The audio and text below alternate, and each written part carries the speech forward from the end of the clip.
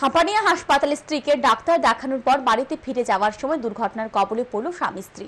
ঘটনার বিবরণী জানা যায় বিশালগড়ের রঘুনাথপুর এলাকার বাসিন্দা সাইফুল ইসলাম শুক্রবার সকালে সে স্ত্রীকে ডাক্তার দেখানোর জন্য নিজের অটোতে করে হাঁপানিয়া হাসপাতালে নিয়ে আসে।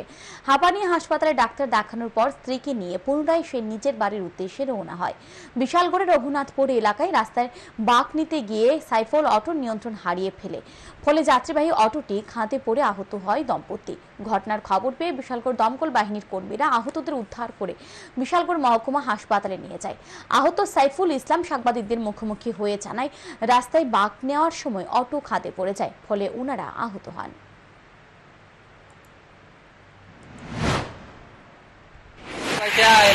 বালু দিছে বালু দিয়া ইয়া করে এমনি এটা আস্তে এমনি থামার মতো এমনি তো এটাতে আমি বাঁচানো লেগেছে এমনি দিছি তো এদিকে আইসা করছে, নাইলে গাড়ির সাথে আমি বাড়ি খাইয়া একবারে আমি কোন জায়গাতে হয়েছে এটা?